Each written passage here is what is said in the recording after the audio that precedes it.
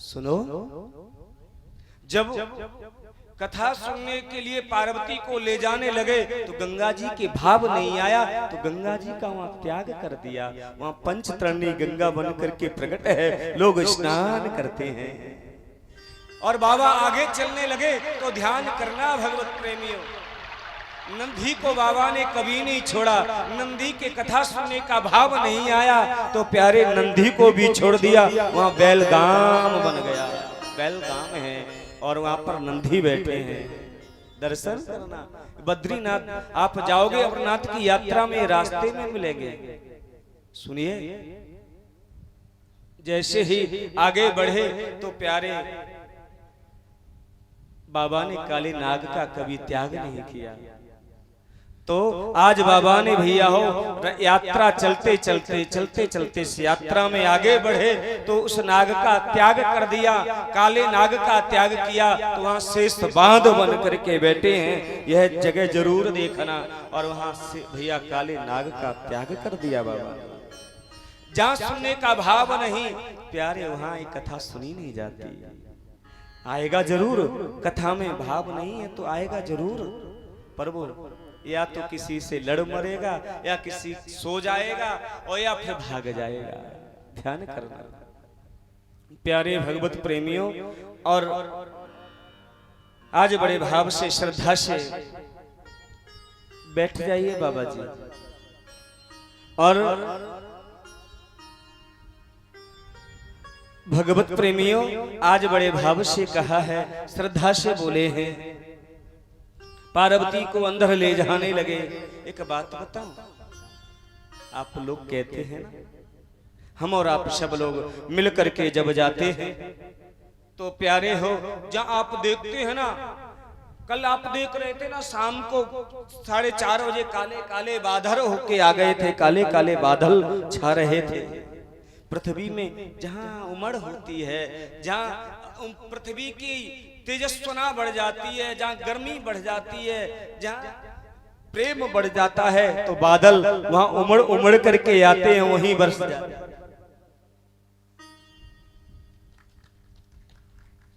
प्यारे वहीं बरस जाते हैं। ध्यान करना। और जहां तेज नहीं बढ़ा, जहां प्रभु से मिलने की धड़कन नहीं बढ़ी, प्रेम नहीं बढ़ा, तो वहां कहां मिलेंगे आप।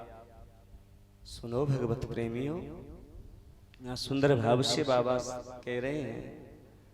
आज पार्वती के भाव आया तो आज बाबा वर्ष पड़े, डमरू का निनाद किया। कोई जीव जंतु तो नहीं है। उसी गुफा में एक अंडा फूटा पड़ा था। पार्वती से बोले बाबा, कहते हैं मैं जब कथा सुनाता हूं ना तो मैं नेत्र बंद करके सुनाता हूं। 4 घंटे कथा नहीं चली, 24 घंटे की निरंतर कथा, विश्राम नहीं। आजकल तो लोग 4 घंटे की कथा में भी आधा घंटे का रेस्ट ले लेते हैं जी। बोले हमें बीड़ी पीनी है, तम्बाकू खानी है जी। प्रेम से बोलना पड़ेगा भैया, राधे राधे। हाँ 4 घंटे में भी आधा घंटा रेस्ट चाहिए। हाँ तम्बाकू खाने के लिए, लघु शंका करने के लिए, दीर्घ शंका। लोग तम्बाकू खाते हैं, तम्बाकू खा के ऐसे फेंट लगाते हैं, फिर रिगड़ते हैं, फिर चश्मा लगा के उसमें देखते हैं, फिर ऐसे निकालते हैं। मैं कहता हूँ भाई ये क्या निकालते हैं? गंदगी में से भी कौन सी गंदगी ढूंढते हैं? बताओ मुझे। उस गंदगी में से भी कौन सी गंदगी ढूंढते हैं? बताइए, फिर फेंकते हैं। तो आज भैया भागवत की कथा प्रारंभ हुई। बाबा ने कहा आप सुन रही हैं कि नहीं सुन रही, ये मुझे बता दो और मैं कैसे मुझे मालूम पड़ेगा।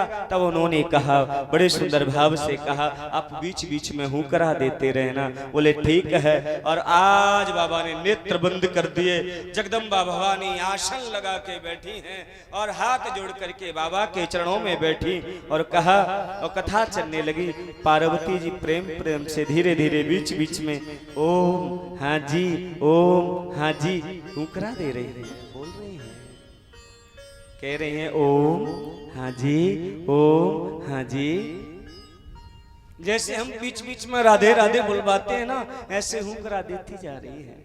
पहले दिन की कथा विश्राम हुई, वो अंडा साबुत हो गया। दूसरे दिन की कथा का विश्राम हुआ, उसमें अंडे में जीव का मेरी मां प्रादुर्भाव हो गया। सुनिए मेरी मां। और धीरे धीरे धीरे तीसरे दिन की कथा अंडा बढ़ने लगा। चौथे दिन की वो रसगुल्ले की कथा है, कृष्ण जन्म की कथा है। मेरे कृष्ण का अवतार की कथा है, मेरे गोविंद से मिलने की कथा है। हाय अंडा फूट गया। पांचवें दिन की कथा का विश्राम हुआ, उस अंडे में ज्ञान का भंडार भर गया, उसको ज्ञान प्रवेश कर गया। छठवें दिन की कथा में पक्षी उड़ने लगा, बोलने लगा। सातवें दिन की कथा चल रही थी, विश्राम की तरफ जा रही थी। और भैया हो ज्ञान वैराग्य का संवाद चल रहा था। मेरे प्रभु इस धराधाम को छोड़ने वाले थे, दत्तात्रेय संवाद चल रहा था। 11वें स्कंद में दत्तात्रेय जी का संवाद है, वो संवाद की कथा चल रही थी। इधर में देवी माँ को झपकी आ गई, झपकी ने घेर लिया, नींद ने घेर लिया। सुनिए तो क्या हुआ, जैसे ही नींद ने घेरा मेरी माँ सो गई, जगदम्बा भवानी पार्वती जी सो गई हैं। तो पक्षी बोला, अभी मीठी मीठी मेरे गोविंद की कथा चल रही थी, अब हुकरा कौन देगा। तो पार्वती के ही शब्दों में सुनिए आज हुकरा देने लगा है तोता, बोलने लगा ओम हाँ जी, ओम हाँ जी, ओम।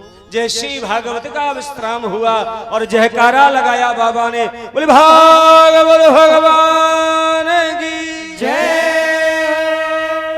जैसे ही जयकारा लगाया भगवत प्रेमियों, आज जयकारा सुनते ही मैया की नींद खुली है। नींद खुली ना, आंखों को मिलने लगे, कहने लगे ठाकुर जी धराधाम थे। दत्तात्रेय जी ने प्रश्न किया था, 24 गुरुओं का वर्णन चल रहा था, नव योगेश्वर चल रहा था। प्रभु फिर क्या कृष्ण यहाँ से चले गए, मुझे बताओ ना, मुझसे कथा को कहो ना यहाँ से, फिर क्या हुआ होगा आगे, इस पृथ्वी का क्या हुआ होगा। तब बाबा बोले, देवी कथा तो पूर्ण हो गई, कथा तो संपन्न हो गई। लोग कहते कथा खत्म होती है, हमारी भागवत जी खत्म नहीं होती, पूर्ण होती है, विश्राम लेती है कथा। चाहे तो वक्ता एक ही श्लोक पे 7 दिन निकाल जाए, चाहे तो वक्ता भैया महात्म की कथा में ही 7 दिन बोला जाए, वो तो वक्ता का मूड है। वक्ता ठाकुर जी जैसे फूंकता है वैसे फूंकना प्रारंभ कर देता है। ध्यान कर ले, कथा कभी संपन्न नहीं होती 4 घंटे में, नहीं जी। हमारी एक बार एक दिल्ली के सेठ जी थे और विनोद जी, उन्होंने कहा महाराज जी हम पत्नी कथा सुनना चाहते हैं। मैं बिल्कुल, और कोई नहीं, हम और आप होंगे। और बस बोले ठीक है, 4-5 लोग लेके गए और हमें विस्तार से कथा कराइएगा, प्रत्येक श्लोक के सहित। मैंने 18,000 श्लोक है। बोले कितने महीने में पूर्ण हो जाएगी। मैंने 2 महीने या 3.5 महीने लगी ही जाएंगे। तो ठीक है, 1.5 महीने कथा सुनी जी, उनकी तबीयत खराब होने लगी ऋषिकेश में, 1.5 महीने। और फिर बोले अब महाराज जी विश्राम करो, कथा को फिर कभी सुनेंगे। हाँ, कथा का कोई पार नहीं पा सकता। प्रेम से कहिए राधे राधे, जोर से कहिए राधे राधे। तो कहा मुझे धर्म अकेला पड़ गया होगा। बोले भागवत तो विश्राम मैंने कर दिया है। तो आपकी आवाज में देवी कौन बोल रहा था। तो पीछे मुड़ करके देखा, सुख पक्षी प्रेम उमड़ा बाबा का। फिर बाबा ने क्रोध किया, बोले इसने पीछे सुननी है इस कथा को। कभी भागवत की कथा, किसी ग्रंथ की कथा व्यास के पीछे सुन बैठ करके नहीं सुननी चाहिए, पाप का अधिकारी है। व्यास से ऊंचा बैठ करके भी कथा नहीं सुननी चाहिए। परेशानी है बैठना में, घुटनों में दर्द है, कमर में दर्द है तो चेयर ले सकते हैं, ऊंचा नहीं होना चाहिए। सुनिए तब इसने ब्रह्म विद्या की चोरी की है, अब मैं इसे छोड़ूंगा नहीं। मेरे जन्म जन्मांतरों के खजाने को चोरी की है, मैं अब इसे छोड़ूंगा नहीं। त्रिशूल हाथ में ले लिया और आज भगवत प्रेमियों, आज कैलाश पर्वत से नीचे और आज उड़ने लगे हैं बद्रीनाथ धाम की कंदराओं से। सुख पक्षी जाने लगा और बद्रीनाथ धाम से, अमरनाथ धाम से नीचे है बद्रीनाथ धाम, अमरनाथ धाम से नीचे है बद्रीनाथ धाम। वहां पे रहते हैं महर्षि वेदव्यास। उनकी कुटिया का नाम है संप्रयास कुटी, उनकी पत्नी का नाम है वटका देवी। और वटका देवी प्रश्न कर रही हैं, मेरे बालक नहीं हुआ, कोई बालक हो जाए, मेरे कोई बालक हो जाए। बोले तेरी भगवान भली करेंगे। महर्षि वेदव्यास बोले, जब तक सुख पक्षी दौड़ता हुआ कुटिया में प्रवेश किया, माता वटका देवी को हुआई आई और जैसी हुआई आई सुख पक्षी ने और वही आओ मुंह में प्रवेश किया, मुंह से गर्भ में सुखदेव जी प्रवेश कर गए। बोले सुखदेव भगवान की जय। आज बाबा बोले महर्षि वेदव्यास से, तुम्हारी कुटिया पर मेरा चोर आया है, निकाल दो। मैं उसे छोड़ूंगा नहीं, मैं नहीं छोड़ सकता। बोले बाबा, महर्षि वेदव्यास कहते तुम्हारी क्या चोरी करी, तुम्हारे पास है क्या? एक लंगोटी है, रुद्राक्ष की माला है, भभूति लगाते हो, क्या है तुम्हारे पास? बोले हमारे साधुओं के पास में जन्म जन्मांतरों का खजाना, कृष्ण रूपी भजन, राम रूपी भजन, उसकी चोरी करके लाया है। अमर कथा का पान सुन के आया है, उसकी चोरी करी है इसने। सुनिए भगवत प्रेमियों, तब कहने लगा कि तो मैं इसको मार दूंगा। बाबा बोले मैं इसको मार दूंगा, छोड़ूंगा नहीं। महर्षि वेदव्यास बोले जिसने अमर कथा का पान कर लिया वो जीव मरेगा क्या? तो बाबा तुम तो भोले ही हो, हैं? और सुनो, फिर जीव मेरी शरण में आ गया और शरणागति को कौन देगा? उसकी रक्षा करना हमारा कर्तव्य है, मैं नहीं दे सकता। बाबा प्रणाम करके वहां से चले आए। प्रेम से कहिए राधे राधे, जोर से कहिए राधे राधे। सुनिए भैया, धीरे धीरे धीरे धीरे सुखदेव जी गर्भ में रहने लगे। लोग गर्भ की बुराई करते हैं और आज गर्भ 12 साल पूर्ण होने के लिए जा रहा है। वटका देवी जी महर्षि वेदव्यास के पास आई हैं, बोली प्रभु नाथ, मैं आपके चरणों की दासी प्रणाम करती हूँ। मेरे गर्भ में वेद ध्वनि होती है, वेद उच्चारण होते हैं और गर्भ को मंत्र बना लिया सुखदेव जी ने। हाँ, तो महर्षि वेदव्यास बोले देवी चिंता क्यों करती हैं? कोई बीतराग अनुरागी कृष्ण है का भक्त, कोई भारत का रतन, कोई सुखदेव अवतार लेगा। कोई ऐसा वैसा संत नहीं, कोई इस भारत का महान संत बीतराग जन्म लेगा।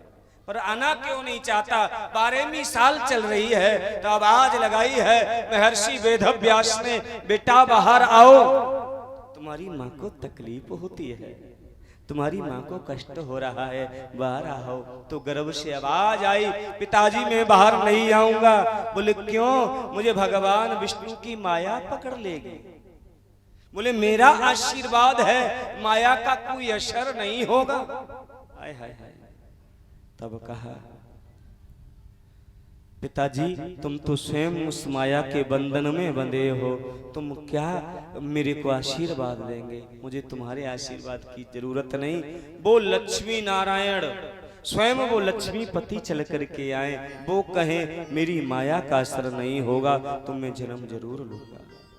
यह सत्य घटना कि मैं भैया हो नारायण भगवान आए, आवाज लगाई, बेटा बाहर आओ, तुम्हारी माता को तकलीफ होती है। प्रभु मैं बाहर जरूर आऊंगा पर तुम्हारी माया का कोई असर तो नहीं होगा।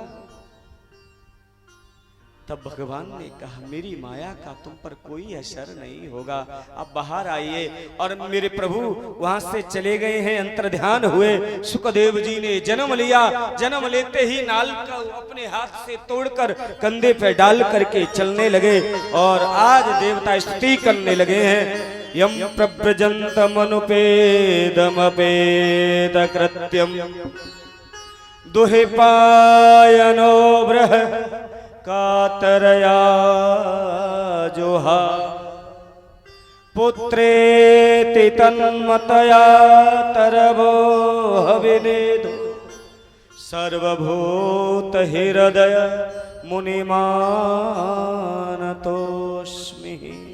देवता स्तुति करने लगे, पुष्प वृष्टि करने लगे। ऐसा वीतराग संत ने जन्म लिया है।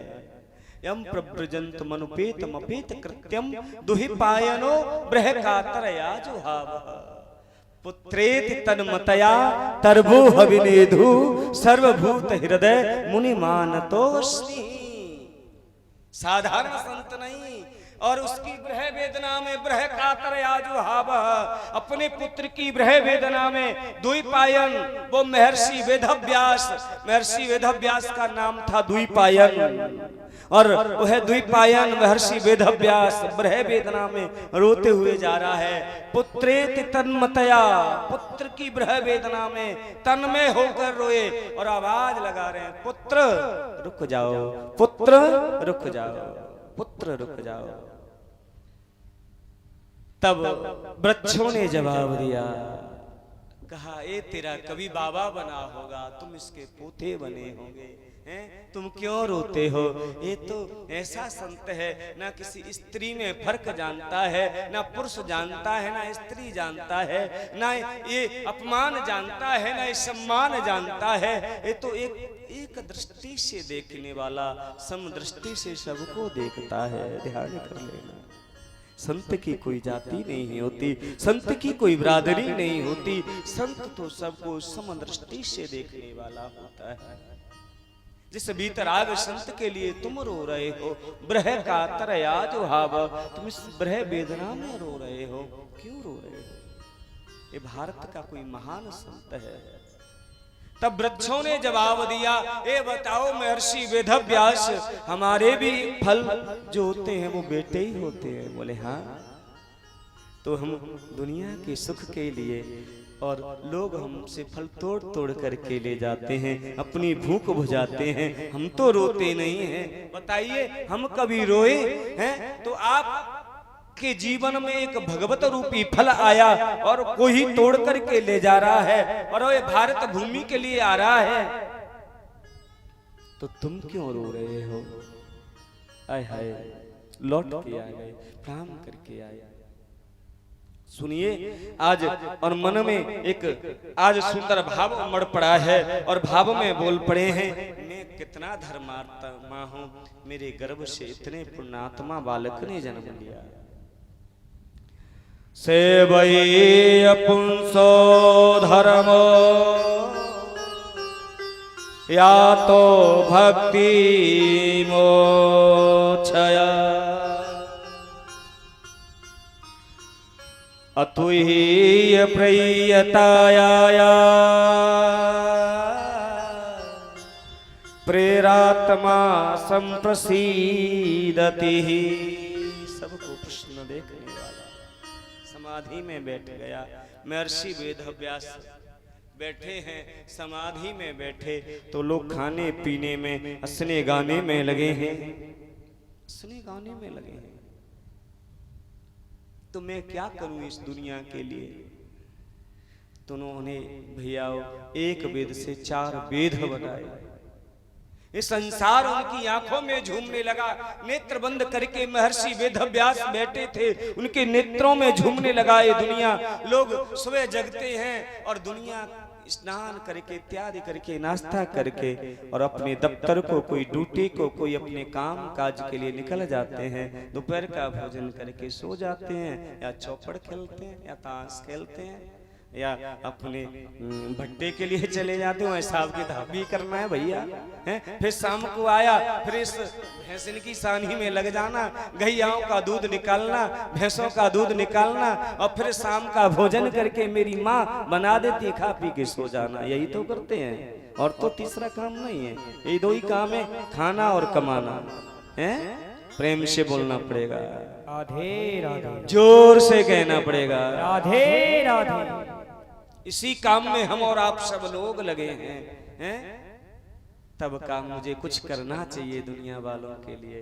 तो एक वेद के 4 वेद बनाए, ऋग वेद, साम वेद, अथर्व वेद, अर्जुवेद, 4 वेद बना के निर्माण किए। तो वेद की भाषा इतनी कठिन, कोई पढ़ ले तो अर्थ नहीं जानता, जो अर्थ जानता है वो पढ़ना नहीं जानता। तो उन्होंने बोले तो मैं और क्या करूं, इस दुनिया के सुख के लिए आज महर्षि वेदव्यास ने 6 शास्त्रों की रचना कर दी।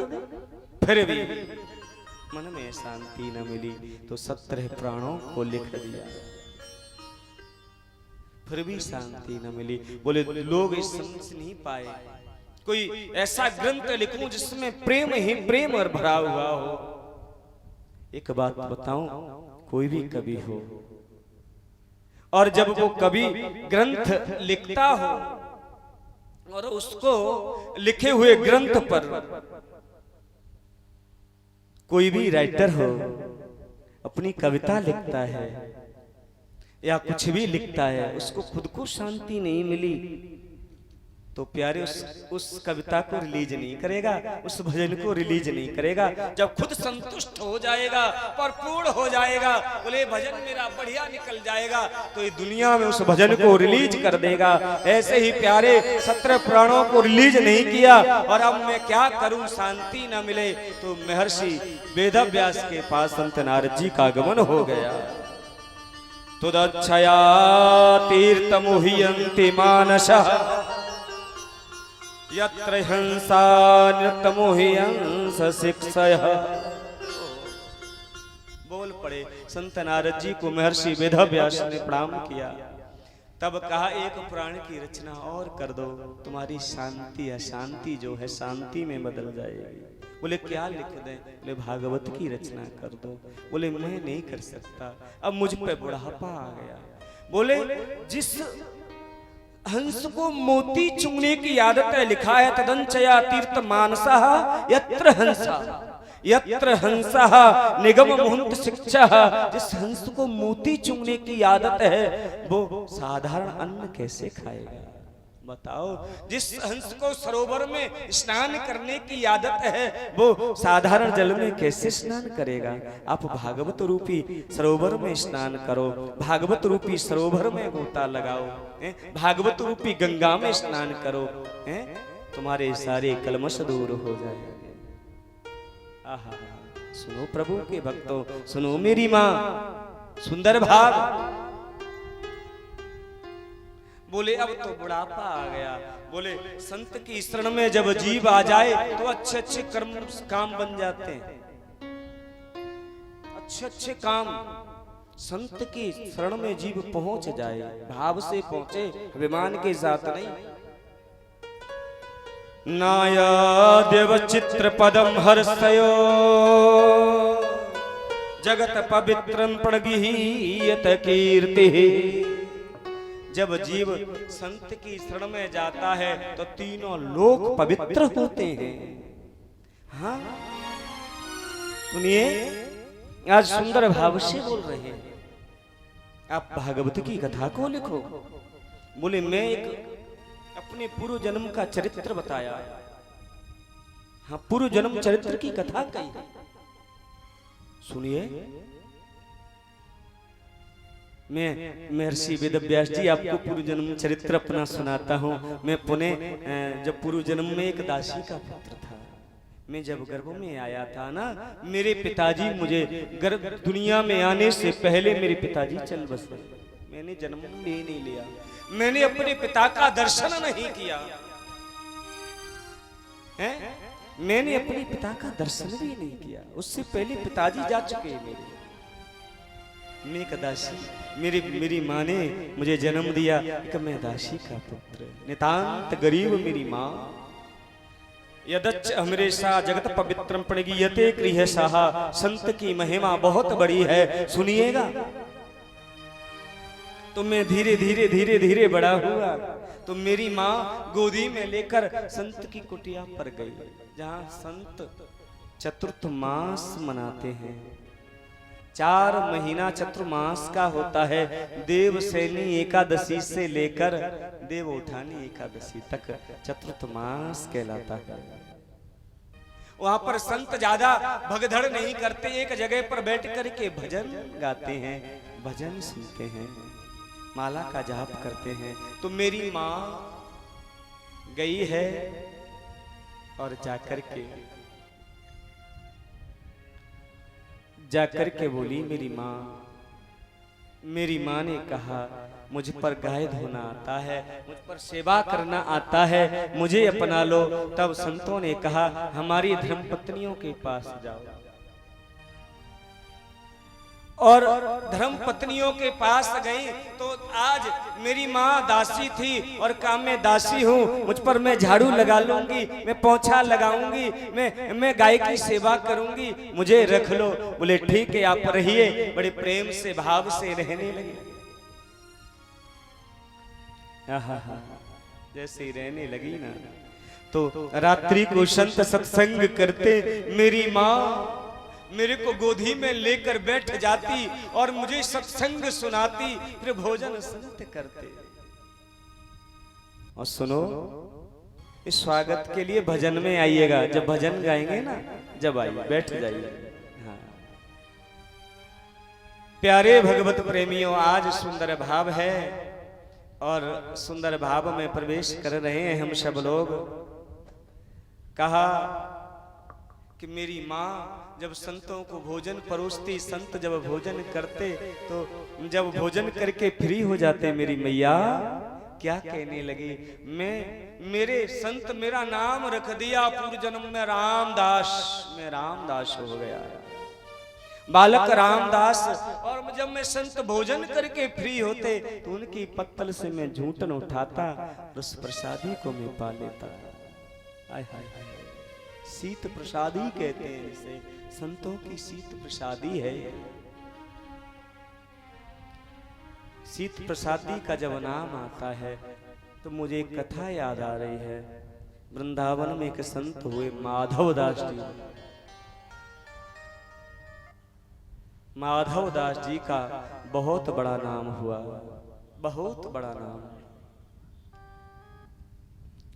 भैया हो, माधव दास जी महाराज जहाँ संतों की प्रसादी की लाइन लगती, भंडारे होते और वहां पर माधव दास जी जाते, उस आश्रम के किनारे, उस कुटिया के किनारे बैठ जाते। जब संत भोजन करके चले जाते तो पत्तलों को उठा उठा के लोग फेंक देते, उस पत्तलों में जो झूठन रह जाता संतों का, तो माधव दास जी महाराज झूठन को लेके आते और ठाकुर जी को उसका भोग लगाते, विठ्ठल भगवान का, फिर पाते। ऐसे ही नित्य की सेवा थी ये शीत प्रसादी की। एक दिन क्या हुआ, माधव दास जी गए और माधव दास जी ने क्या देखा कि आज शीत प्रसादी लेके आए और जैसे हमारे गोपाल जी नीचे है ना, ऐसे ही गोपाल जी थे, भोग लगाना भूल गए और माधव दास जी और भोग लगाना भूले तो शीत प्रसादी स्वयं पान कर लिए। तो प्रभु प्रकट हो गए और बाल कृष्ण प्रभु प्रकट होकर के कहते हैं, हे माधव दास, आज मुझे संतों का प्रसाद नहीं दोगे क्या? आज मुझे शीत प्रसादी नहीं दोगे क्या? तो माधव दास जी ना उगल सके ना निगल सके, बीच कंठ में उसी अन्न को रखे हुए हैं, शीत प्रसादी को रखे हैं, आंखों से धारा बह रही है। मैं कैसा हवागा हूँ, आज मैं भोग लगाना भूल गया, मेरा कन्हैया भूखा रह गया। ये कलिकाल की सत्य घटना प्यारे भगवत प्रेमियों, आज माधव दास जी के मुंह को पकड़ करके और माधव दास जी के मुंह से वो झूठन निकाल कर मेरे माधव ने भोग लगा दिया, मेरे माधव ने भोग लगाया। ऐसा है संतों की शीत प्रसादी, संतों का झूठन मिल जाए, उससे बड़ा भागी कौन होगा? उससे बड़ा भागी कौन होगा जी, बताओ।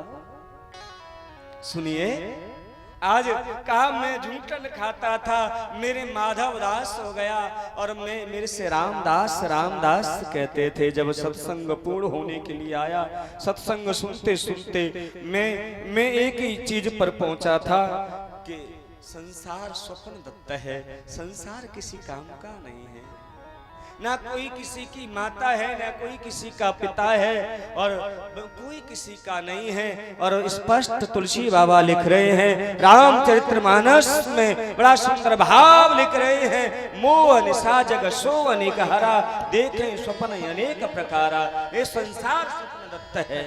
मोह निशा जग सोभ निहारा, देखै सपने अनेक प्रकारा। मोह निशा जग सोभ निहारा, देखै सपने अनेक प्रकारा। मंगल भवन अमंगल हारी, तब सुदशरथ बिहारी। श्री राम जय राम जय जय राम, श्री राम जय राम जय जय राम। दीन दयाल मृदु संबारी, हरउनाथ मम संकट बारी। दीन दयाल मृदु संबारी, हरउनाथ मम संकट बारी। मोह निशा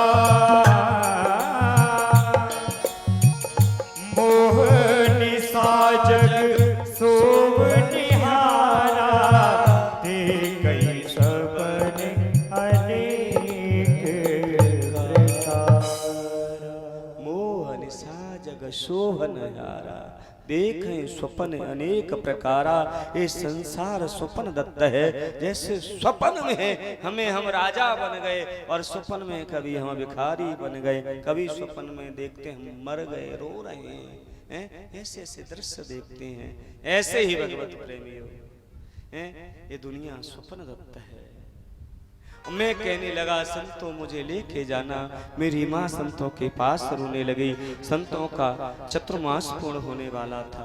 रामदास बोला, और मेरी माँ कहती है मेरे बालक आजकल बेकी बेकी बातें करता है, मेरे बेटे को लेके मत जाना। मेरा अंतिम लाकड़ी यही है, मेरा अंतिम सारा यही है, मेरी आंखों का तारा यही है। सुनो, मेरा अंतिम सारा यही है। तब संतों ने कहा, वेदों में लिखा है मातृदेवो भवः, पितृदेवो भवः, आचार्य देवो भवः। बेटा रामदास अभी मत जाओ। माता सबसे पहली गुरु माँ है, फिर पिता दूसरा गुरु है, तीसरे नंबर पर संत महात्मा मुनींद्र आते हैं। आचार्य देवो भवः तीसरे नंबर पे हम तो हैं।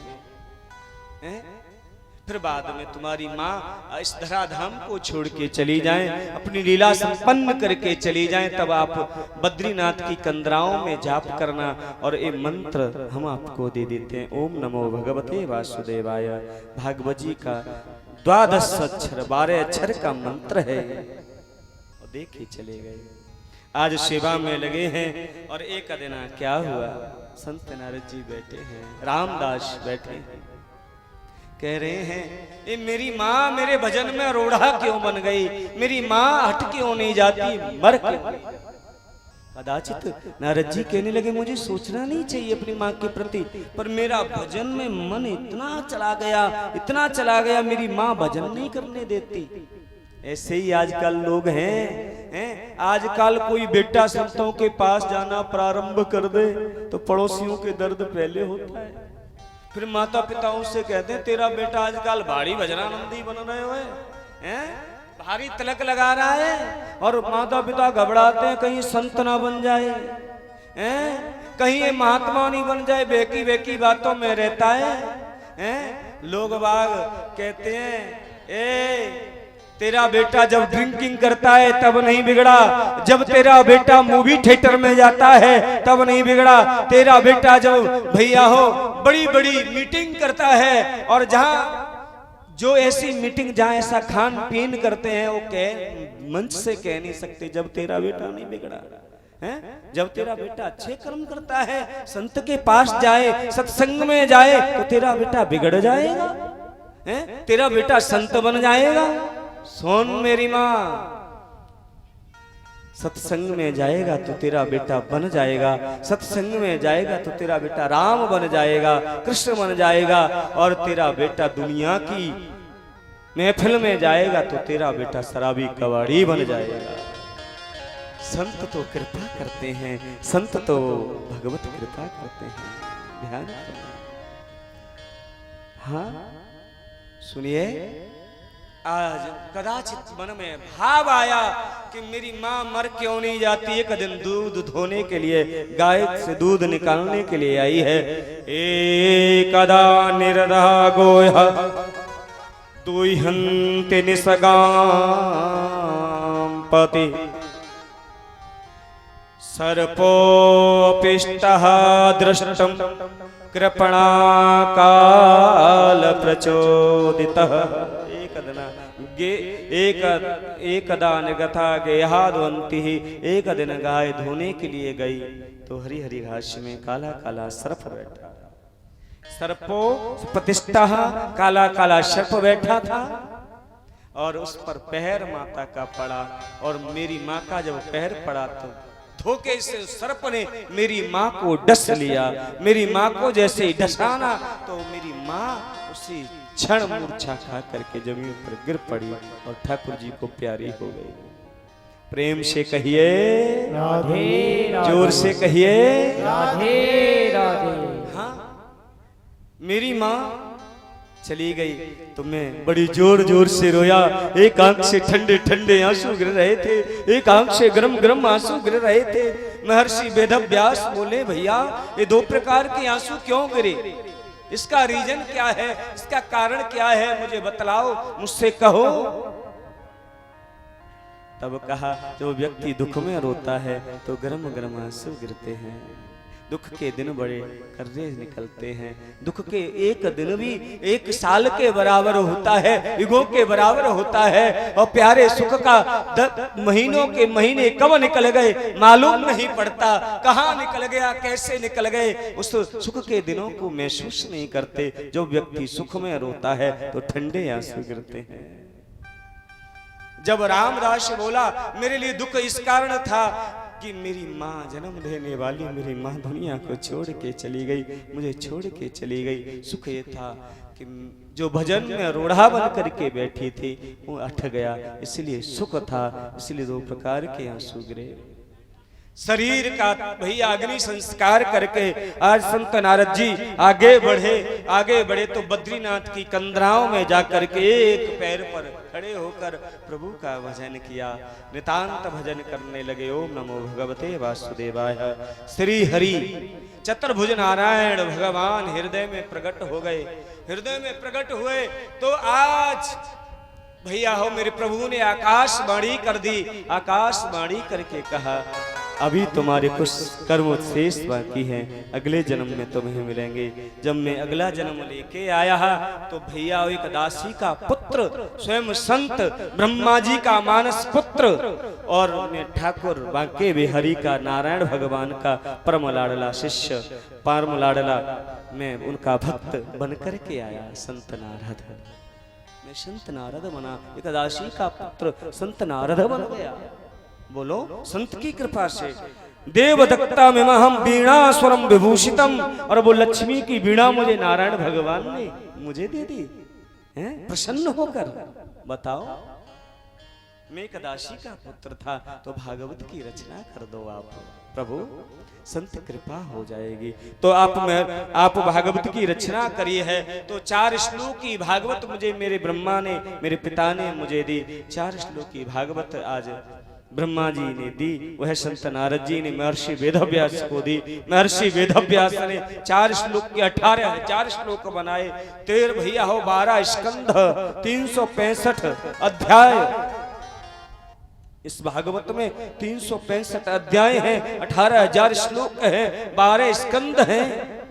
निर्माण कर दिया। इसको लिखेगा कौन? गणपति जी आए, इसको राइटर बन गए। गणपति जी ने साइन कर दिया। बोले इसका अधिकारी कौन है? बोले इसका अधिकारी तो वो है जिसने क्रोध को, मोह को, लोभ को जीता है, वो है काम को जिसने जीता है, वह अधिकारी है। बोले मेरा बेटा सुखदेव है। तो इसको उसे कौन लेके आएगा? वो तो वीतराग संत है। समाधि में बैठे सुखदेव जी महाराज के लिए आधा श्लोक रटाया महर्षि वेदव्यास ने, और उसकी समाधि टूट जाएगी। छोटे छोटे शिष्य आधा श्लोक लेकर के रट करके गए हैं। उसमें भगवान की सुंदरता का वर्णन है। वो हम जरा बता देते हैं कौन सा आधा श्लोक है वो। आज आधा श्लोक रटाया शिष्यों को महर्षि वेदव्यास ने, जहाँ सुखदेव जी समाधि में बैठे हैं। वो शिष्य जाके वहीं जाके बोल पड़े। कौन सा श्लोक है? भगवान की सुंदरता का श्लोक है। बोला है वर्रा पीड़म नटवर वपु कर्णयो कर्णकारम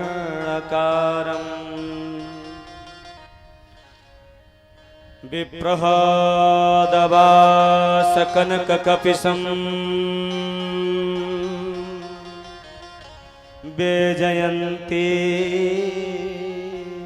चमालम। आय हाय, आधा श्लोक है। भगवान बांके बिहारी ब्रज की गलियों में हैं, और एक भैया हो वर्रा पीडम नटवर बपू कर्णयो कर्णकारम हैं, विप्रहदवास कनक कपसम बैजयंती चमालम। बैजयंती की माला गले में पड़ी है, और एक पंख भैया घुंघराले बालों में लगा है, और कटकाछनी बंदी है, मुरली सजी है, नंगे पांव ब्रज की गलियों में दौड़ रहा है। कितना सुंदर स्वरूप है ये, कितना मनोहर रूप है बांके बिहारी का। और आहा, तब क्यों नहीं लगा ये सुखदेव जी की समाधि टूटी? अरे और सुनाओ ना ऐसे श्लोक, ये आधा श्लोक क्यों सुनाया है? और भी सुनाओ ना। बोले ऐसे श्लोक तुम अपने पिताजी से सुनिए, ऐसे 18,000 श्लोक आते हैं। बोले कोई सुंदर होगा, सुंदर होने के कारण इसके दया नहीं होगी। सुंदर तो बहुत होते हैं, पर इसके दया नहीं हुई तो इस सुंदरता का भी क्या मतलब है? आय हाय, चले गए। महर्षि वेदव्यास के पास आए तो वो नहीं, सुखदेव जी आए? बोले नहीं आए, उनकी समाधि जरूर खुली। तो फिर दूसरा श्लोक करुणा का, आहा मेरे बांके बिहारी की कितनी करुणा है। दूसरा श्लोक रटा दिया। मैं दूसरा श्लोक बोल रहा हूँ। आज दूसरा श्लोक महर्षि वेदव्यास के शिष्य सुखदेव जी के पास जाके बोले हैं, और वो कौन सा श्लोक है? अहो वकीयम निस्तन कालगोडम जिंदासपाय साधम साधवे लेवे गतिम धातृचिता तन्योयम कंभा दयालुम शरणं ब्रजेह कंभा दयालुम शरणं ब्रजेह। अहो वकीयम स्तन कालकूटः, वो पूतना मारने के लिए कृष्ण को आई। कालकूट का विष लगाकर स्तन से आई। मेरे कृष्ण ने उसको गति किसकी दी? माता यशोदा की। मारने के लिए कोई आ रहा है, गति प्रदान कर रहे हैं। कितनी सुंदर भावना। कंभा दयालु शरणं ब्रजेह, इससे बड़ा दयालु कोई और नहीं है, इससे कृपालु कोई और नहीं है। आज सुखदेव जी खड़े हो गए, दौड़ पड़े। सुंदर भी है, करुणा भी है, और ब्रज रसिकों का ये सुंदर भाव है। आए हम सुंदर भाव देखते हैं। सजने क्या शौकीन है ये, और ये सजता भी बड़े सुंदर भाव से है। आज बांके बिहारी गर्मियों में बंगलों में सजता है, बंगले फुवारों में बैठा है। सुंदर भाव आए हम देखते हैं। ब्रजवासियों का भाव है ये। सजने का है शौकी, कोई कसर न रह जाए, ऐसा कर दो श्रृंगार सब देखते रह जाए, ऐसा कर दो श्रृंगार सब देखते रह जाए। सजने का है शौकी, कोई कसर न रह जाए, सजने का है शौकी, कोई कसर न रह जाए।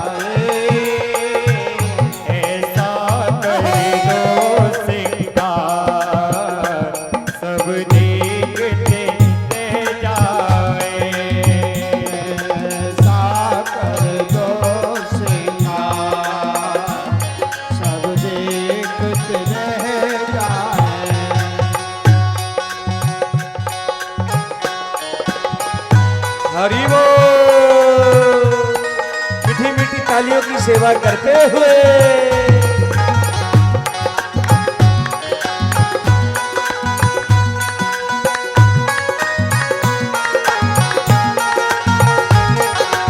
शिराल है।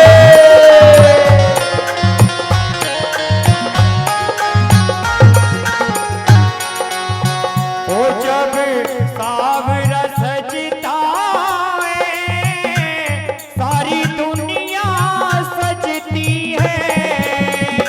हो जियो जब सावरा सजता है सारी दुनिया सजती है।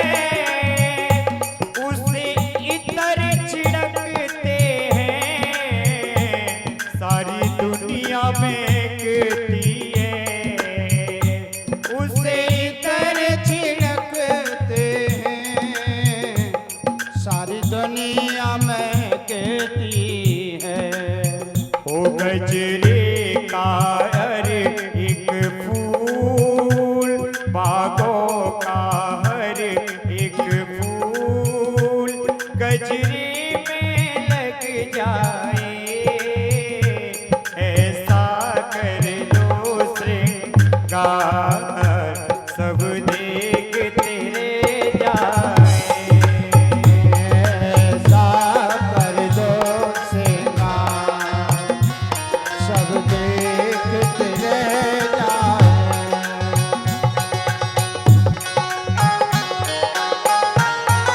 हरि बोल।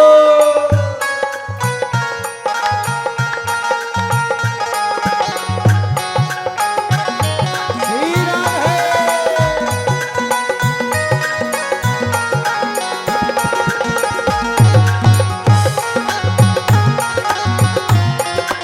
आपसे सेवा करते हुए जब काना मुस्काए शीशा भी चटक जाए। हो जियो चंदा भी दर्शन को धरती पे उतर जाए। सूरज की किरणों से दरबार चमक जाए। सूरज की किरणों से दरबार चमक जाए। ऐसा कर दो श्रृंगार सब देखते रह जाए। ऐसा कर दो श्रृंगार सब देखते रह जाए।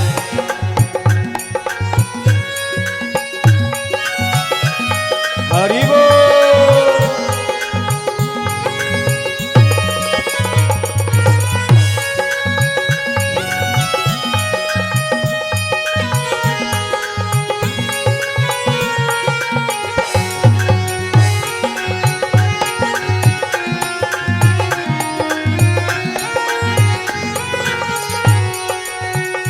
क्या उसको सजाओगे जो सबको सजाता है।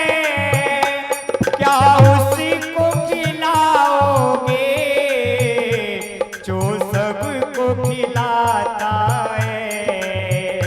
क्या उसको खिलाओगे जो सबको खिलाता है।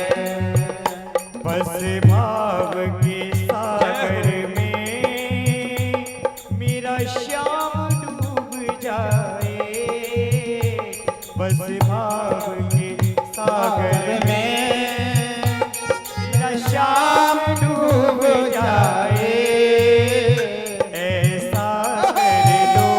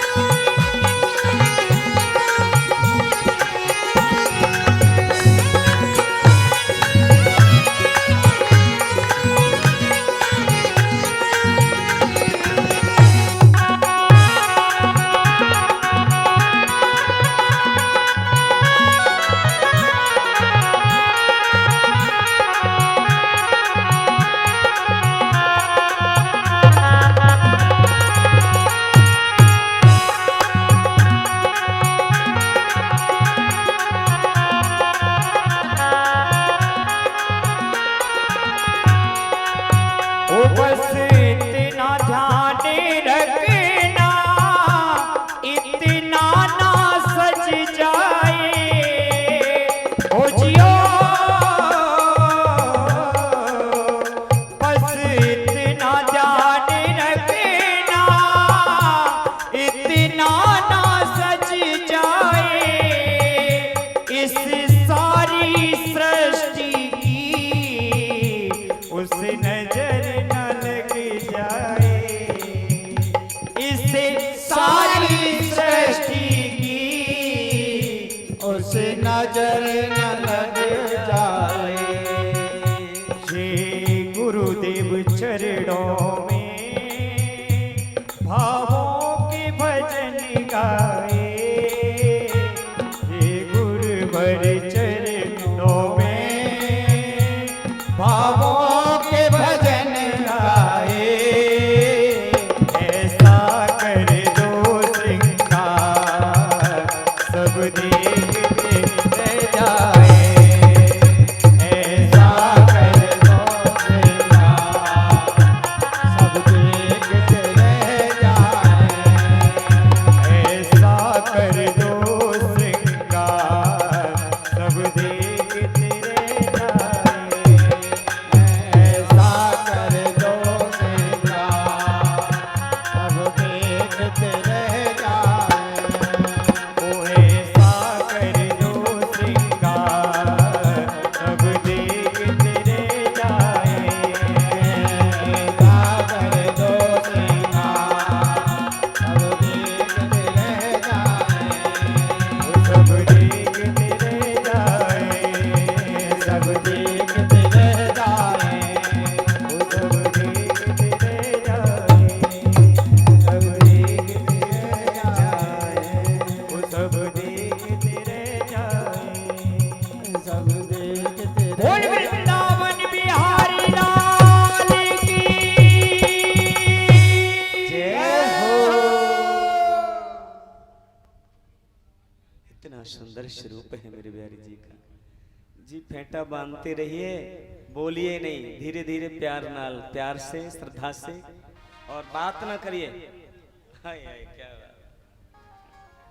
हाँ, फेंटा भी बनते रहे, बोले नहीं, प्यार से, यही है ना। वो कोई बात नहीं, कथा भी चलती रहे, कथा में भी विघ्न न हो। आइएगा, हम उसी कथा की ओर चल रहे हैं। सुखदेव जी दौड़ पड़े, पिता के चरणों में प्रणाम किया।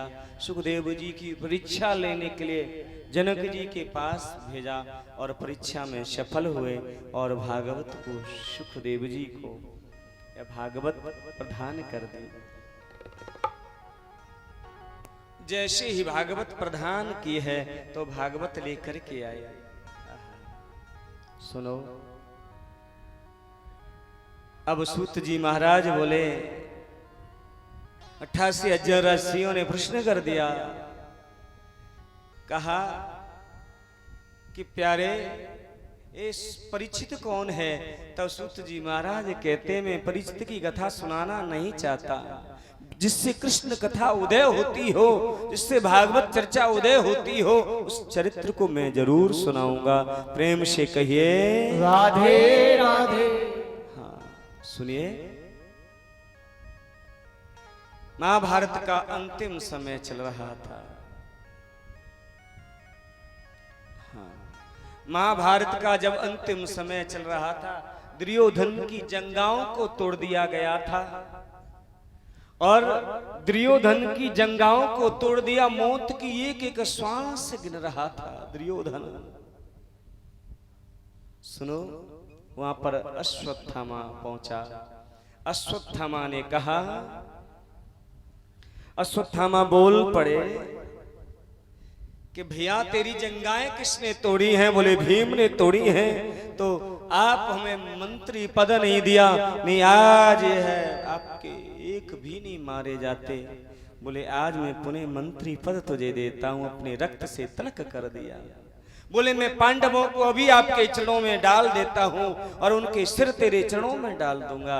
आज जाने लगा इधर से, आज दुर्योधन के पास से गुरुपुत्र अश्वत्थामा जाने लगा, जहां पांडव पांचों भाई एक कच्छ में सो रहे थे, कृष्ण पैरा दे रहे थे। जाको राखे साइया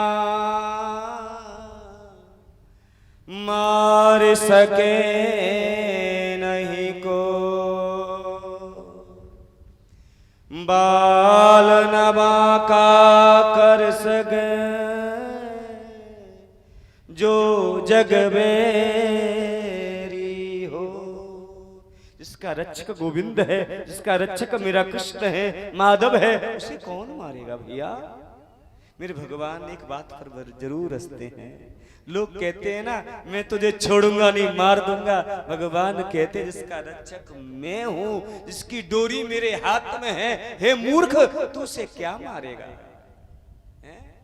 लोग कहते हैं अंतिम समय पर अपने माता पिता को ले जाते हैं, बड़े बड़े डॉक्टरों को दिखाते हैं, बड़े बड़े हॉस्पिटल में ले जाते हैं, मैं अपने पिताजी को ठीक करा के लाऊंगा, मरने नहीं दूंगा। तो मेरे गोविंद कहते हैं जिसकी डोरी यहाँ से खत्म हो गई है, जिसकी श्वास यहाँ से खत्म हो गई, तो कितना भी ट्रीटमेंट करा ले, बड़े बड़े डॉक्टरों से दिखा ले, बड़े बड़े हॉस्पिटल में ले जा, लाखों रुपए के इंजेक्शन ठुकवा ले, वो यहाँ से चला गया तो वो दुनिया से चला जाएगा। ध्यान कर लेना। हाँ, जिसको राखे साइया मार सके ना कोई, बाल न बांका कर सके है वो जग बैरी हो। जगत का बैरी क्यों ना हो। और इधर में पहरा दे रहे थे मेरे कृष्ण, अर्जुन की नींद खोली। कहा अर्जुन बोल पड़े, हे केशव आप सोए नहीं। मेरे प्रभु बोले, हे अर्जुन तुम्हें नींद नहीं आती क्या। बोले जिसका रक्षक मेरा गोविंद है, हम तो तांड पट्टा सोएंगे और क्या। तो ये जगह अब आपके लिए सुरक्षित नहीं है। पांचों पांडवों को उठा करके मेरे कृष्ण दूसरे कक्ष में ले गए। उसी कक्ष में भगवत प्रेमियों द्रौपदी के 5 पुत्र सोते हुए रह गए। दुर्योधन नगिन तलवार करके आया, खड़ग लेके आया। उसने 5 पांडव समझे थे, एक ही खड़ग का प्रहार किया और धड़ वहीं रह गए, सिर झोली में डाल के चल पड़ा। और दुर्योधन के पास लेके आया, मैंने पांडवों को मार दिया। बोले हम कितनी हमारी सेना, कितने बड़े बड़े दिग्गज वीर योद्धा, मां हम 5 पांडवों को मार न सके, किसी एक को न मार सके। सबसे बड़ा दुख मुझे इसी बात, हमारे सब भाई मारे गए, तुमने एक क्षण में मार दिया। मुझे भीम का सिर दो, लाए हो सिर। बोले मैं लाया हूं। और जैसे भीम के बेटे का सिर दिया और जैसे ही उसको तोड़ना चाहा, धड़ से टूट गया। तो प्रकाश डालो ये किसका सिर है। देखा तो ये द्रौपदी का पुत्र, भीम का पुत्र है, अबोध बालक, छोटा बालक दुर्योधन रो पड़ा। दुर्योधन को ये वरदान मिला था, तेरे लिए सुख दुख जब बराबर हो जाएगा, तेरी मौत हो जाएगी। आज दुर्योधन के लिए सुख दुख बराबर हो गया। दुख इस चीज का था कि पांडवों में हम कुरु वंशों को पानी देने वाला कोई नहीं बचा। द्रौपदी के 5 पुत्र थे, इस दुष्ट ने मार दिया। अब हमें पानी देने वाला कौन बचा, इस कुरुवंश को कौन पानी देगा। सुख ये था पांडवों के पोते मारे गए, पांडवों के पुत्र मारे गए, कुंती के पोते मारे गए। सुख दुख जब बराबर हुआ, दुर्योधन की मौत हो गई। सुबह हुआ, सुबह जब हुआ ना, द्रौपदी ने देखा वनवास कर सूर्य चढ़ गए हैं, बालक नहीं जगे, पुत्र नहीं जगे। कच्छ में गई, कच्छ में गई तो द्रौपदी ने क्या देखा, धड़ पड़े सिर नहीं है। द्रौपदी ने कोहरी की भांति रुदन किया, जोर जोर से रुदन करने लगी। द्रौपदी मां, मेरे अबोध बालक, मेरे छोटे छोटे बच्चे, इन्होंने दुनिया का क्या बिगाड़ा था। ये तो दुनिया में आए ही थे, अभी इन्होंने दुनिया का कुछ देखा नहीं और इनको दुष्ट ने मार दिया। कौन हवागा है, कौन सा पापी है, मेरे बालकों ने किसका क्या बिगाड़ा था। रोने लगी। दास दासियां नर नारी द्रौपदी को समझाने लगे, द्रौपदी समझ न पाई। तो अर्जुन गांडीव धनुष उठा करके प्रतिज्ञा करता है, हे द्रौपदी, तेरे पुत्रों के हत्यारे को तेरे चरणों में मैं पटक दूंगा। आज कृष्ण से कहा, हे कृष्ण, हे केशव, रथ की बागडोर संभारो। आज मेरे कृष्ण झट से रथ की बागडोर पर चढ़ गए, रथ पर चढ़ गए और रथ की बागडोर, घोड़ों की बागडोर हाथ में ली और भैया पीछे मेरे रथ के ऊपर अर्जुन चढ़े, गांडीव धनुष लेकर। आगे आगे अश्वत्थामा दौड़ रहा है, पीछे पीछे कृष्ण का रथ जा रहा है। अब अश्वत्थामा ने समझा मुझे अर्जुन छोड़ नहीं सकता, तो भयंकर एक ब्रह्मास्त्र छोड़ दिया। जैसे ब्रह्मास्त्र भयंकर छोड़ा तो प्यारे आज अर्जुन घबराने लगा और आवाज लगाने लगा, प्रभु से कहने लगा, कृष्ण कृष्ण मां भाव भक्तानां भयंकर, तुम एक दय्यमानस्ता पयोगस्मि संस्रसे। कृष्ण कृष्ण महाभाव भक्ता नाम भयंकर, कृष्ण कृष्ण मुझे बचाओ, मुझे बचाओ, मैं जल करके राख हो जाऊंगा। रोने लगा, प्रभु मुझे बचाओ, भगवान मुझे बचाओ। कृष्ण के चरणों में अर्जुन गिर पड़े। ए अश्वत्थामा ने ब्रह्मास्त्र छोड़ दिया, मुझे जला के राख कर देगा। तब कहा, तुम तो मेरे लाडले हो, तुमने गीता का ज्ञान सुना है? बोले हाँ। कभी लोहे को लोहे से काटा जाता है, कभी जहर की औषधि जहर होता है, कभी रास्ते में कांटा निकल जाए तो कांटे को कांटे की निकालने की जरूरत पड़ती है। मतलब क्या है? ब्रह्मास्त्र पर ब्रह्मास्त्र छोड़ो। और तुम्हारे गुरुवर ने अपने पुत्र अश्वत्थामा को विद्या नहीं दी, ब्रह्मास्त्र लौटाने की तुम्हें शिक्षा दी है, ब्रह्मास्त्र लौटाने की विद्या दी है, हाँ विद्या सिखाई है। और आज समझ गए और रथ पर चढ़े, ए ब्रह्मास्त्र पर ब्रह्मास्त्र छोड़ा और जैसे ही छोड़ा ना तो भयंकर आवाज हुई, पृथ्वी पर गिरे। जैसी भयंकर आवाज हुई ना, और आज अर्जुन ने दोनों ब्रह्मास्त्रों को वापस कर लिया, पकड़ करके रथ में बांध लिया। जहां द्रौपदी रो रही थी उनके श्री चरण कमलों में पटक दिया।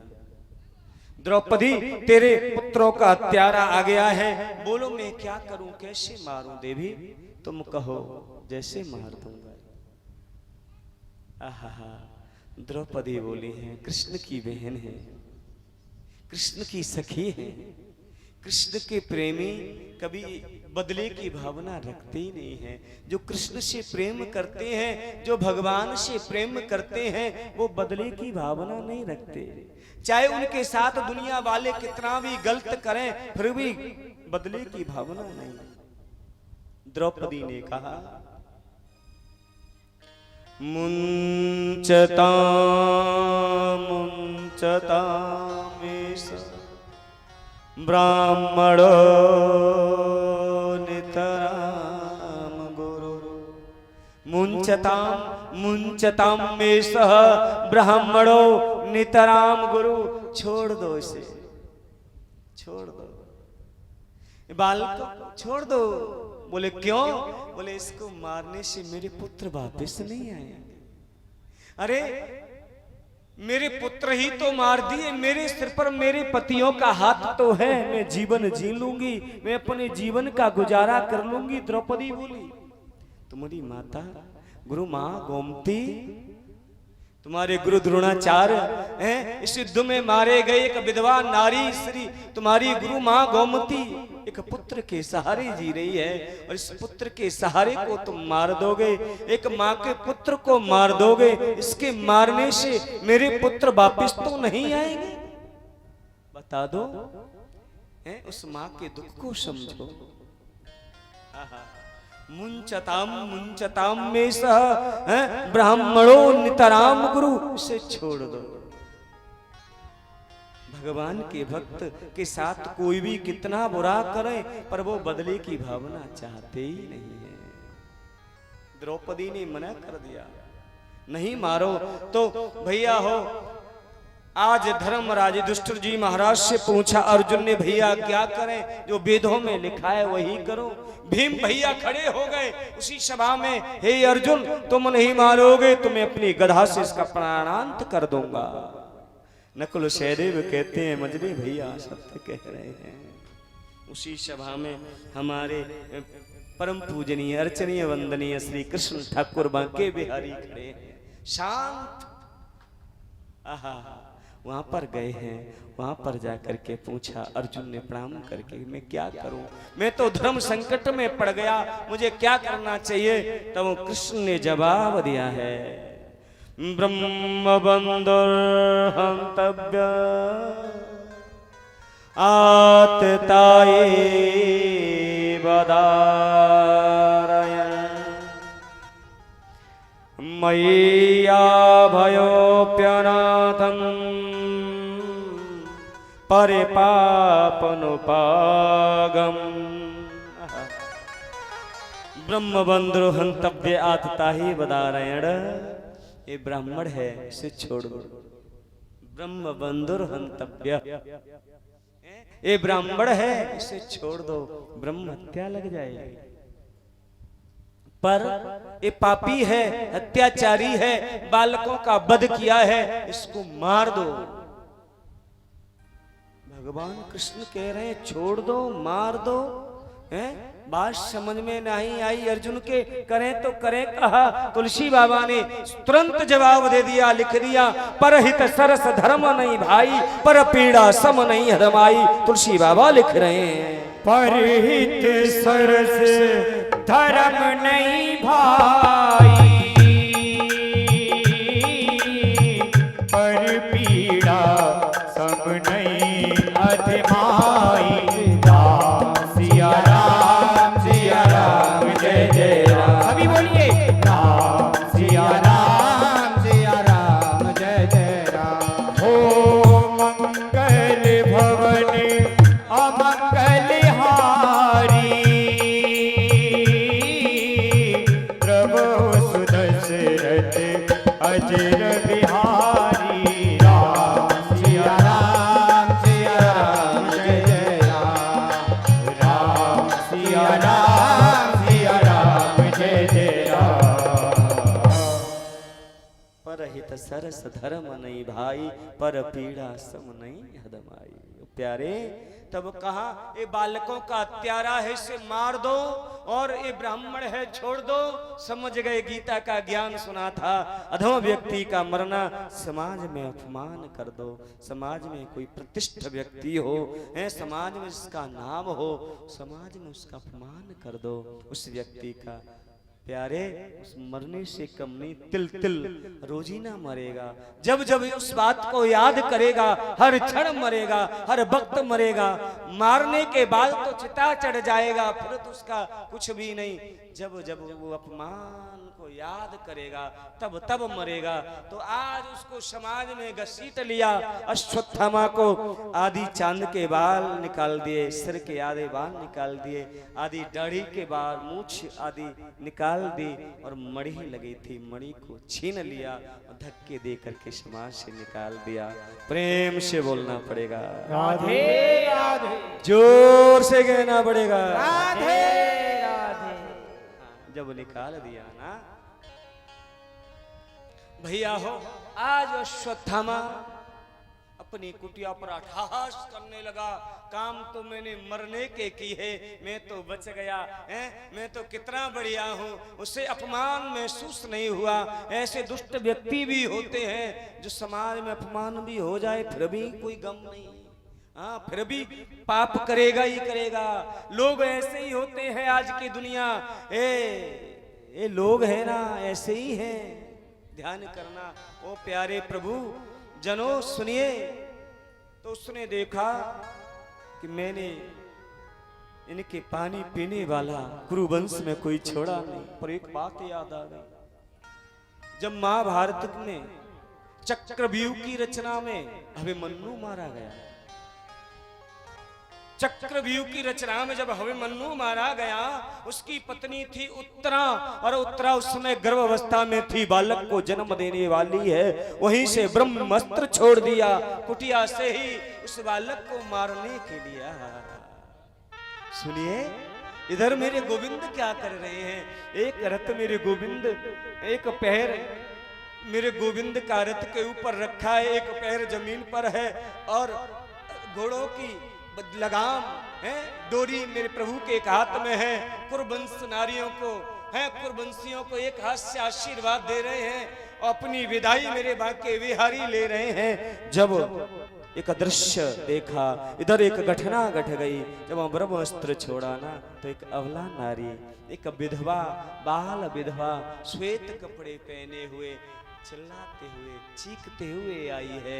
और मेरे गोविंद ने देखा, ये अबला नारी विधवा कौन है?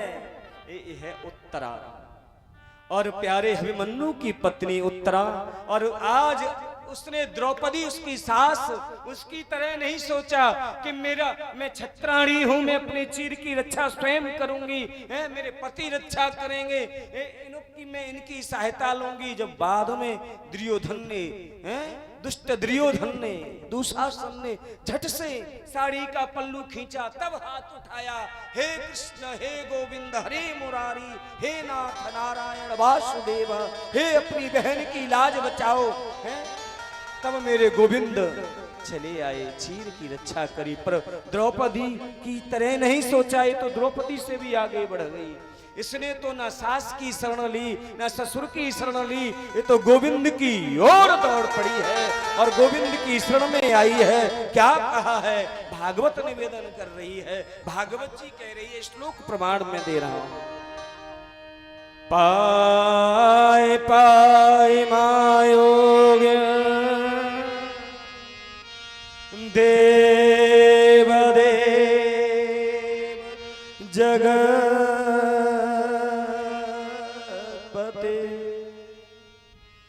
नान्यं त्वयं भये पश्ये, यत्र मृत्यु परस्परम्।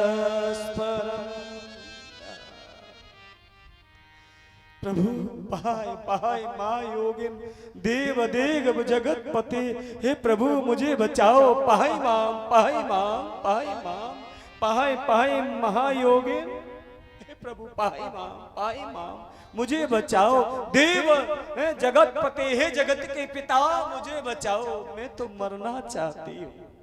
कोई बाल विधवा नारी कौन जीना चाहती है? मैं तो मरना चाहती हूँ, पर इस पांडवों को अब जल देने वाला कोई और नहीं है, यही बालक बचा है, इसकी रक्षा कर लो प्रभु, इसको बचा लो। लिखा है, नान्य त्वं भयं पश्य यत्र मृत्यु परस्परम। मैं तो मरना चाहती हूँ, मुझे मरने से भय नहीं है, मैं तो राख होना चाहती हूँ, मुझे तो मर जाना ही सही है, पर इस बालक को बचा लो। जब बालक बचेगा तो मां जरूर बचेगी। प्रभु ने कहा, देवी मेरे लिए बेटे का, मेरे लिए बालक का, अब मां का भाव लाओ, बेटे का भाव लाओ। उत्तरा कृष्ण के लिए, द्वारिकाधीश के लिए मां का भाव लेके आई। एक रूप से छोटे से सूक्ष्म रूप लेकर उत्तरा के गर्भ में मेरे प्रभु का पाद्यापरण हुआ। प्रभु ने प्रवेश कर लिया, चक्र सुदर्शन से रक्षा कर ली। एक रूप से बाहर खड़े हैं। कहा, देवी कैसा लग रहा है? मुझे बहुत अच्छा लग रहा है, मैं बहुत अच्छा महसूस कर रही हूं। उत्तरा बोली, सच मां? उत्तरा ने कहा। मेरे गोविंद बाहर निकल के आए, और जैसे बाहर निकल के आए ना, तो आज भगवत प्रेमियों सुंदर भाव से कहा है, कुंती को मालूम पड़ा मेरे परपोते को कृष्ण ने गर्भ में जाके बचाया। कुंती दौड़ पड़ी है, कुंती ने दौड़ करके और कृष्ण के चरणों को पकड़ना चाहती है। कृष्णाय वासुदेवाय देवकी नंदनाय च नंदगोपकुमाराय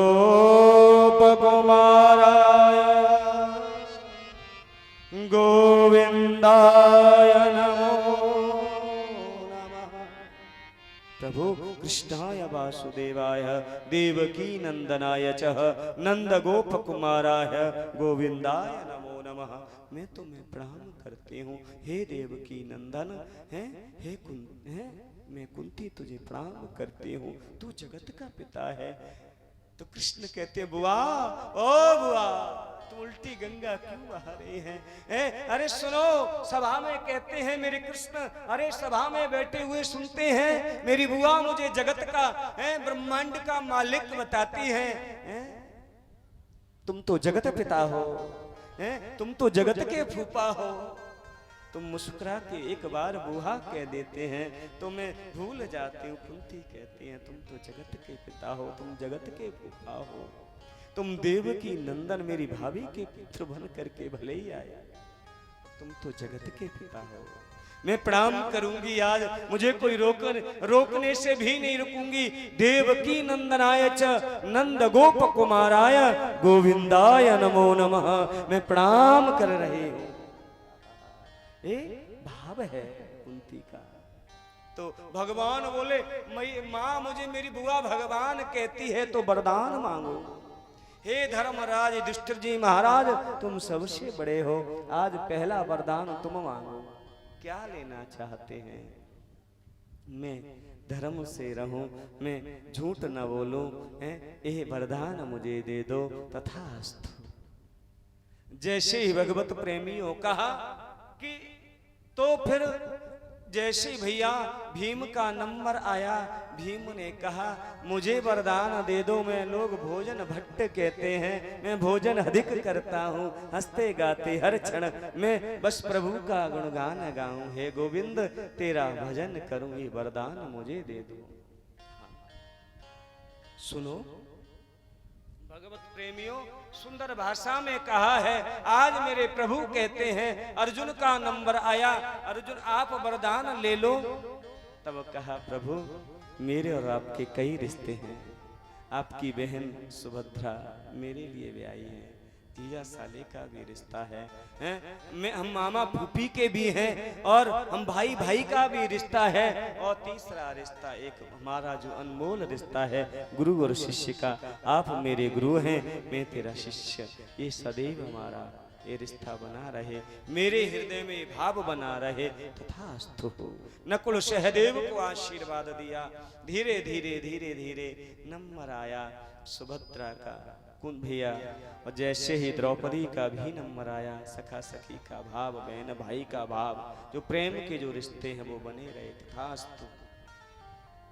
जब बहन सुभद्रा का जब वर्णन आया, बहन सुभद्रा जब गई तो कुंती घबराने लगी, ये संसारी चीज न मांग ले, दुनिया की चीज न मांग ले। तो उन्होंने कहा तो मुझे वरदान मेरे भैया देना चाहते हो, हे द्वारिकाधीश तुम वरदान मुझे देना चाहते हो, हे मेरे भाई एक वरदान मुझे दे दो। बोले क्या?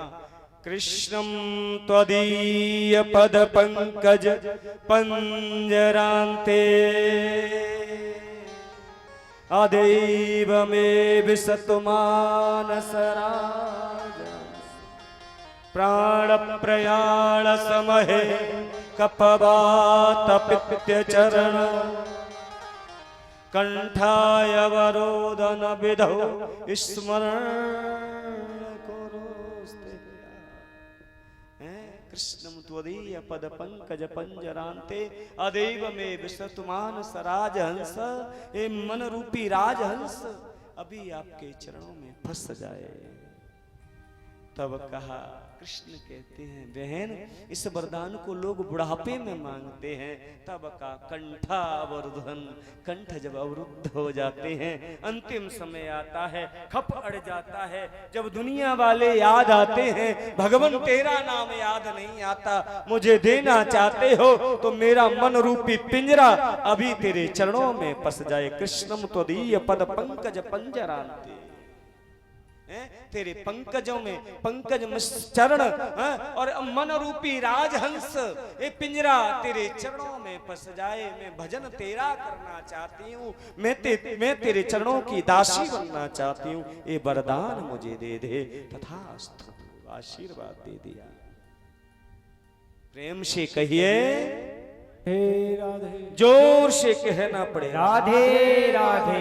कुंती का नंबर आया, बुआ अब तुम वरदान ले लो। तब कहा कृष्ण मुझे देना चाहते हो? प्रभु मुझे तुम देना चाहते? बोले हाँ, दरवाजा भरो, झोली फैला दी। मैं दूंगा बुआ, मैं दूंगा। तब कहा मुझे विपत्ति के ऊपर विपत्ति, विपत्ति के ऊपर विपत्ति दे दो। कृष्ण बुआ ने झोली फैला करके कह दिया, कोई है ऐसा बिरला जो आज दुख मांगे? कुंती है जो कह रही है मुझे कष्ट के ऊपर कष्ट, विपत्ति के ऊपर विपत्ति मुझे प्रदान कर दो। पहली माँ, हे मेरी माँ, क्या मांगा? कष्ट मांगा, विपत्ति मांगी, आपत मांगी। मुझे कष्ट दो, अधिक से अधिक दो। विपद संतु शाश्वतत्र तत्र जगत गुरु। देना चाहते हो ना विपत्ति दे दो। बोले बुआ तुमने सुख भोगा कहाँ? एक क्षण मुझे बताओ, तुमने सुख कहाँ भोगा? तुम मथुरा में जन्म लिया, तुम्हें एक राजा आया, भोज लेके चला गया। तुम्हारा नाम था प्रथा, और राजा भोज लेके आया। और भैया हो, राजा जब भोज आए तुमको मथुरा से ले गया, तो प्रथा से तुम्हारा नाम कुंती रख दिया। सुनो,